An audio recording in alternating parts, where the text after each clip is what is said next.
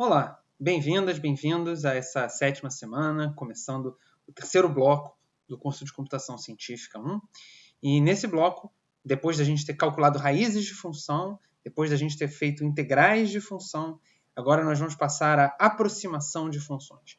Então, dado uma função, nosso problema agora será calcular uma aproximação para essa função, olhando alguns pontos.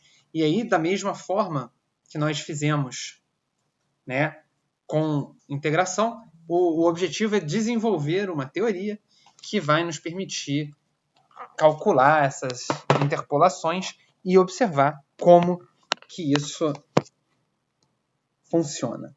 Então, para a gente pensar, qual é a ideia da interpolação? A interpolação, de novo, a gente tem uma função. A gente tentou calcular raízes na primeira parte. Na segunda parte, a gente calculou integrais. Nessa, a gente gostaria de aproximar a própria curva. Então, uma coisa mais ou menos intuitiva que se poderia fazer é traçar segmentos entre os pontos da curva. Isso dá uma aproximação, mas não é uma aproximação muito boa. Vocês poderiam imaginar que isso é mais ou menos equivalente a fazer a regra do trapézio. A regra do trapézio era boa, mas tinha coisas melhores. Então, no caso da interpolação polinomial, o que a gente vai fazer é pegar uma função, pegar vários pontos, nesse caso aqui, pegar esses 4 pontos, e passar um polinômio. Nesse caso, nós temos 3 pontos, passar um polinômio P de grau 3, que vai, como a gente diz, interpolar a função f. Certo? A função f é essa curva aqui.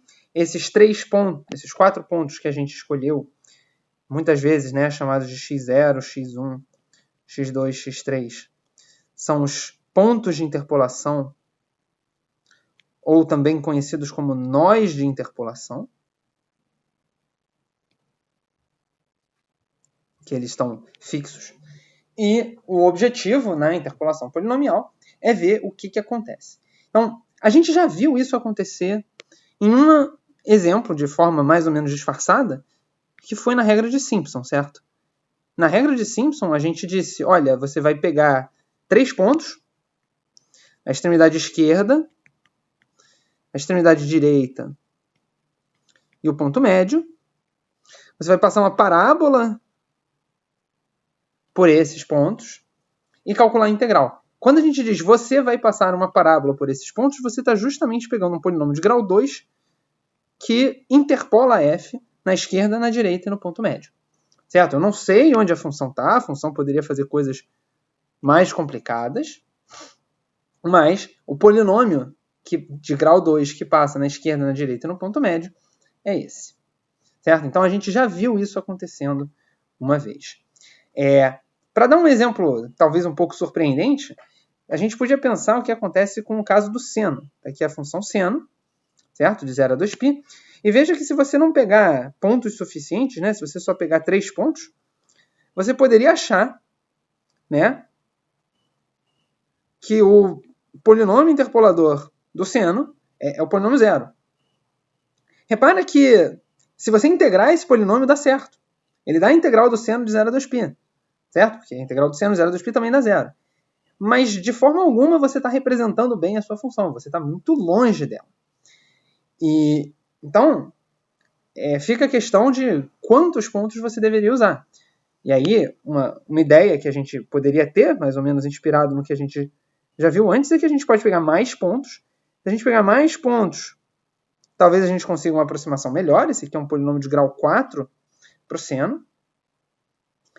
E talvez essa aproximação já seja mais próxima da realidade. E aí, a última pergunta que vocês poderiam ter, deixa eu desenhar novamente o seno, o que acontece se eu pegar um monte de pontos?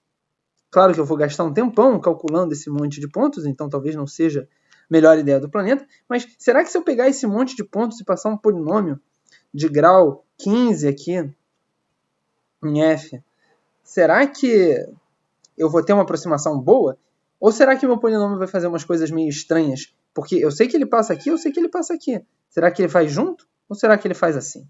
Então, isso daqui é uma das dúvidas que a gente vai um pouco observar nos problemas de interpolação, é o que acontece quando a gente aumenta o número de pontos. A gente tem essa expectativa de que quanto maior o número de pontos, maior seja a precisão e, portanto, menor o erro, mas fica aqui uma questão, será que isso sempre vai acontecer?